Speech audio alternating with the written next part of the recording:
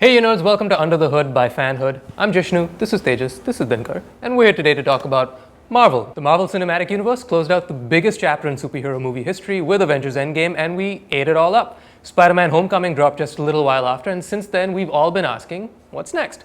So, how do you top something so monumental? We wouldn't blame the MCU if they took a break to dream it all up again, but instead they've decided to go bigger and a lot weirder. It's been raining announcements from Marvel, and we're wondering just two things. How will they pull this off? And when will we ever get the time to watch all of it? Because the MCU is now not just a cinematic, but also television-matic, televisual streaming-matic, whatever. We haven't figured out the lingo yet. But what we are saying is that one of the most interesting developments in the MCU is that there will be a streaming series that will not only exist in the same universe, but also continue some of the plots that began in the movies.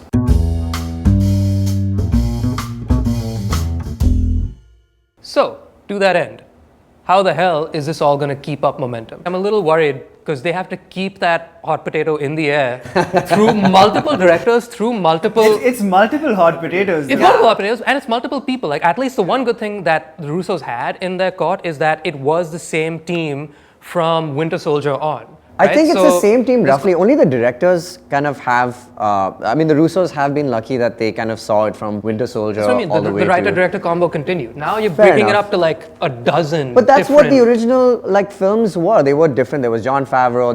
But the key people were like Kevin Feige, Chin Tran. All of those kind of producers, like the main brain trust of Marvel, are still Despacito. All those Despacito and stuff like not Despacito, Espacito. Despacito is a popular song. Espacito, popular producer.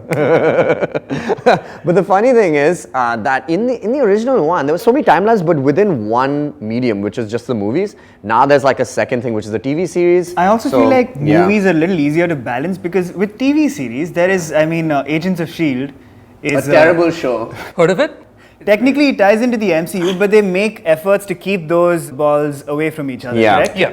It's like the Netflix stuff and Agents of S.H.I.E.L.D., they all are technically part of the same continuity. But they're not under Feige's purview, they're under Bob Iger's purview. Yes, and essentially it would be references to, right, this thing happened in the movies. Like they'd keep referencing the big guy in Jessica Jones. Very ambiguously. But now, you literally have like Loki disappears in Endgame and his story continues in Loki. That would be awesome if that's his first scene, like literally in he the pops show. out That of would the... be cool.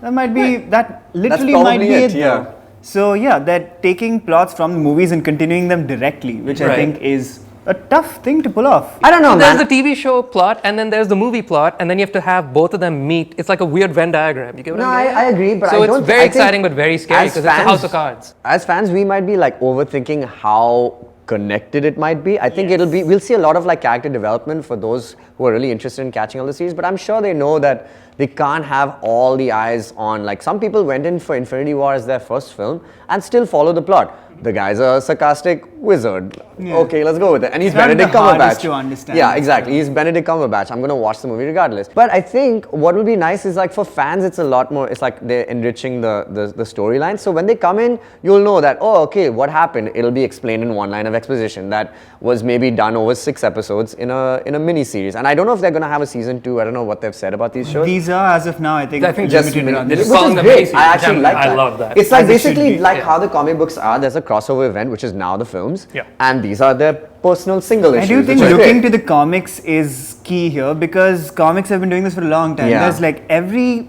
issue is a different thing, or every line, let's say, has its own running story, and they do all tie into each other. The awesome thing is that every issue in a comic book, even if it's like a Civil War or House of M, it's like they're coming in and the main crossover books, which are House of M or in this case, like right now, Powers of X or whatever, have one art style, but the individual comics have different artists, maintain their own art style, different dialogue, narration, and technique, even while a stuff like crossover event is happening, like while Civil War 2 was happening, for example, every superhero in their own individual lines had basically the same thing going on, but with a different, different angle view. It's of like that a vantage same point, yeah, like exactly. a Kurosawa's, like a Rashomon kind which is very interesting. I love that. I think they'll do like soft reboots of like their characters' arcs, like Like, he's already a Sorcerer Supreme in Thor Ragnarok, and in Infinity War, he's already looking into 14 billion futures and stuff. But I think they will have to regress the character back to kind of present him with a threat that even a Sorcerer Supreme cannot handle, which is actually insane to think about. But like, they're gonna have to do it. There is the Multiverse of Madness. Yeah, what's a bigger threat than that? Yeah, exactly. But and then apparently it's a scary movie. Well, they're going horror with it's PG-13, so it's gonna be like how Doctor Strange was creepy, weird. Yes, correct. But they'll maybe amp it up a little more. But I think it's going to be a lot easier. They understand how this thing works, and they are a lot better. First is like, are we scared that they'll be able to handle it? No, they have a lot of money. Disney has made so much money. They can get amazing people to work on these things individually and then brand. I mean, Kevin Feige is doing a Star Wars movie now. So it's like, he clearly has the time and resources to kind of put this whole thing together. So I'm not really worried about that. Movie that's on the slate, and TV series that you're really interested in. Hit me, Jishnu, Dinkar, give me your hot takes. I'm really That's what this show's about. Hot takes. I'm really excited for Wandavision because I want to see him call. I want to see Wanda call him Viz again. Yeah. Like Viz. Where she's gradually changed her accent from Russian to. Also, Viz isn't short for vision. He'd have to be like Vish, like a Vishu. Like a Vishwish. Like a Vishwish. Yeah. So I'm kind of. I'm okay with that. I do want to see. I think Loki might be the most fun one actually. There's a lot you could do with Loki. Yeah. Give me a movie and TV show. Space Stone is amazing. Probably Strange, just because I've always loved Cumberbatch, and just like I said, my money is on him being some sort of new leader. And I'm Thor, Love and Thunder. That too, but I'm more. I know secretly Jishnu didn't like Ragnarok. That's why he's not. Not so secretly. Not so secretly. I didn't like Ragnarok. Yeah, I like Ragnarok. I like it fine. You like it? I liked it fine. Yeah. Doctor Strange and TV show. Yeah, probably Viz. Probably Viz. Probably Viz. Stop leading his answers. Yeah, Viz. What about you, Dinkar? He just told you. Were you not paying attention? I'm saying for movie. Probably Thor, Love and Thunder, because I really like Ragnarok. Okay, cool, interesting. I have to represent, so I'm really looking forward to Hawkeye because I love Renner. We love his music over here. In this house, we celebrate Jeremy Renner's career as a musician, I'm not part of as an actor. As an actor, we love him. As an app. As an app, which no longer exists. But I am really excited about Hawkeye for the simple reason that they're following the Mad Fraction and Dwivedi series. Shang-Chi, I'm very excited about Shang-Chi. I think I want to see more of the Ten Rings. Yeah. It's been around the MCU longer than a lot of things have actually. The MCU? Yeah, the Ten Rings has been established in Iron Man. You know how much he loves logos, right? They've had the logo and a lot of true. They've I love had it. an Ant-Man, they've had and an in Iron some Man way, one. if we can get They've had Ben a couple. Kingsley to return. I don't know if you guys saw the one shot called All Hail the King. Yes. I would really love to see Justin Hammer, Sam Rockwell basically come back as like a Better Call Saul kind of role, like, you know, like as a advisor to the bad guys. A fast-talking advisor. Yeah, it would be great to see that. So I think they have an opportunity there to give some of the new, some of the old, and blend that together with a new lead character. So Shang-Chi, I'm here for you. I stand.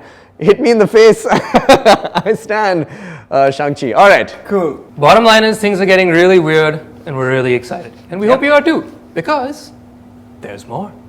It's a little thing called Avengers Station. What is that? Over to you, Jishnu, Tejas, and Dinkar. Thank you, Tejas, Jishnu, and Dinkar. It's us, Tejas, Jishnu, and Dinkar here at Avengers Station in a city full of stations, Bombay, because the local train exists here. I think everyone got that. Jishnu, what does station stand for, man?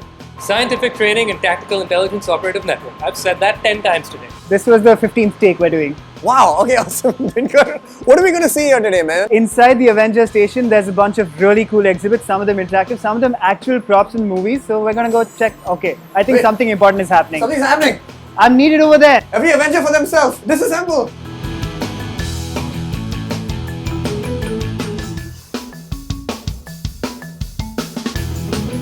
Hey, you nerds, if you are anything like me and still grieving from the loss of our favorite dad, Iron Man, we have his private wardrobe collection basically at the Avengers Station today.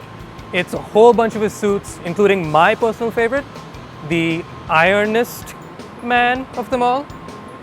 Just a whole lot of hunk of iron and a flamethrower. Who doesn't like flamethrowers? But wait, there's more. The hulkiest, bustiest, manliest suit. Man, when I was a kid, we got to go to the ice factory. Today, kids can come to Avengers Station and even check if they're worthy. I'm a 30-year-old man, and it's time to answer one simple question. Am I worthy? I think I'm just a disappointment to my old father. As you can see, we're in Dr. Bruce Banner's biolab right now, and we have to be really quiet because you don't want to see him when he's angry. But these are his actual hands. I think he's right under this, and I don't want to show him what I'm doing, but I'm gonna let him win this one. Here we have, in the wild, the crown jewel of the Marvel Universe. The Ant-Man ant. Don't get too close though. You'd think it would be way harder to activate the Tesseract, but watch this. Just one of the many reasons I'm better than Loki.